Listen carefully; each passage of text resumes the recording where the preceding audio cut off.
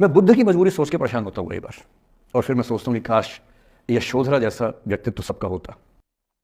बुद्ध की रियल कहानी क्या है शायद किसी को नहीं पता। मैं जिस कहानी की बात कर रहा हूँ, मैथिली शरण गुप्त नाम के एक बड़े प्रसिद्ध कवि ने यशोधरा नाम की पुस्तक में वो कहानी लिखी है, भूमिका में जिक्र किया। बुद्ध बचपन से ही थोड़े से वैरागी किस्म के व्यक्ति थे। उनकी कुंडली देख के एक ज्योतिषी ने बताया भी था। माता पिता बहुत परेशान थे, शुद्धोधन उनके पिता का नाम था। माता पिता ने बहुत कोशिश की कि इस बच्चे का मन विरक्त न हो, अच्छा महल बनवाया, सारी सुविधाएं दी। जैसे ही बुद्ध थोड़े से किशोरावस्था में आए, उस समय की दुनिया की सबसे खूबसूरत महिला से, लड़की से, यशोधरा से उसकी शादी करवा दी। यशोधरा के पिता ने काफ़ी एग्जाम लिए बुद्ध जी के, वो सारे एग्जाम में पास हुए, तब जाकर शादी हुई, ऐसे नहीं हुई, शादी हुई। तो बुद्ध भी ठीक था, रमे रहे उस जीवन में। बेटा हुआ उनका राहुल।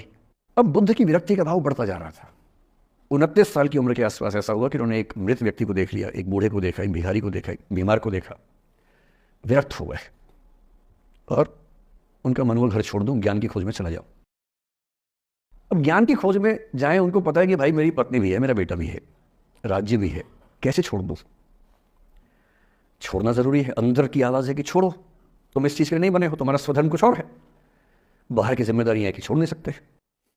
मैं अनुमान करता हूं कि बुद्ध ने शायद अपने पिताजी से कहा हो कभी कि पिताजी मैं बहुत परेशान हूं, छोड़ना चाहता हूं। तो पिता ने समझा बुझा के मना किया होगा कि बेटा शोभा नहीं देता, ऐसा मत करो।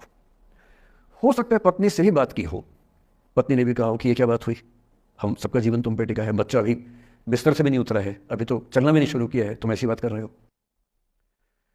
इसका जिक्र नहीं मिलता इतिहास में कि ये बात हुई कि नहीं हुई। और एक दिन बुद्ध ने तय किया और वो आधी रात को पत्नी और बेटे को सोता हुआ छोड़ के चले गए। इसको बौद्ध परंपरा में महाविनिष्क्रमण कहते हैं, बुद्ध का अपने घर से निकल जाना। अब बुद्ध चले गए, लेकिन मैथिली शरण गुप्त यशोधरा के पर्सपेक्टिव से बुद्ध को देख रहे हैं। यशोधरा बहुत परेशान है, भाई पति चला गया है, बच्चे का पिता चला गया, मजाक छोड़ना है। राजा परेशान है कि उनका उत्तराधिकारी चला गया है। यशोधरा इतनी परेशान है, बहुत लंबे समय तक छंद आते रहते हैं कि वो कितनी बेचैन है, कितनी परेशान है। लेकिन यशोधरा की सबसे बड़ी परेशानी इस बात से नहीं कि बुद्ध चले गए, इस बात से है कि बिना बताए चले गए, भरोसा नहीं किया। और वो अपनी सहेली से कहती है, सिद्धि हेतु स्वामी गए, यह गौरव की बात, मुझे गर्व है कि मेरा पति इतने महान काम के लिए गया है। सिद्धि हेतु स्वामी गए, यह गौरव की बात, पर चोरी चोरी गए, यही बड़ा व्याघात। सखी वो मुझसे कहकर जाते, कह तो क्या वो मुझको अपनी पथ बाधा ही पाते, क्या मैं रास्ता रोकती उनका? उसके मन में ये मलाल है कि बिना बताए चले गए। वो इस भाव को लेट गो नहीं कर पा रही है, परेशान है। फिर बुद्ध को ज्ञान मिला 6 साल की तपस्या के बाद, बोधगया में बोधि वृक्ष के नीचे ज्ञान मिला, बात फैल गई। जो 5 शिष्य बुद्ध को छोड़ के भाग गए थे उनके बुरे वक्त में, उन्हीं 5 को बुद्ध ने सबसे पहले ज्ञान दिया सारनाथ में, जिसको धर्मचक्र प्रवर्तन कहते हैं। बुद्ध की ख्याति बढ़ने लगी। शुद्धोधन ने बुद्ध के पास, अपने बेटे के पास कई लोगों को भेजा ये कहने के लिए कि भाई यहाँ भी तो आओ, हमसे भी तो मिलो।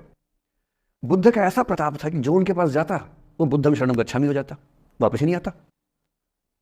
तो फिर शुद्धोधन ने बुद्ध के बचपन के एक दोस्त को ये कह के भेजा, भैया मैं जानता हूँ तुम वापस नहीं आओगे, पर प्रभावित होने से पहले बोल देना कि पापा याद कर रहे थे। तो वो गया, तो उससे वायदा निभाया, हो तो गया, बुद्ध के संग में दीक्षित हो गया, पर वायदा निभा दिया। तो बुद्ध ने कहा जरूर जाऊंगा, पिताजी की आज्ञा है तो जाऊंगा ही जाऊंगा। बुद्ध पहुंचे अपने कपिलवस्तु, जो अपना इलाका था वहां पहुंचे। पूरे कपिलवस्तु में, नेपाल सिद्धार्थनगर से नेपाल जाएंगे तो नेपाल बॉर्डर पे कपिलवस्तु है, मैं देखने गया था वो जगह जहां बुद्ध पैदा हुए थे, बड़ा सुंदर स्थान है, आप भी जाकर देखेगा भी।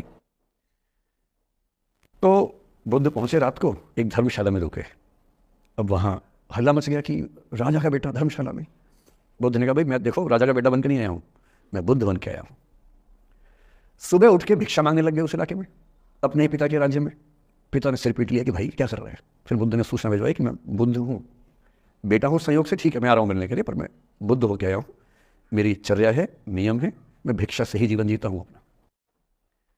ठीक है, पिताजी ने कहा चल कोई बात नहीं। फिर बुद्ध गए पिता से मिलने, पिता से मिले, सबसे मिले, भरी सभा में।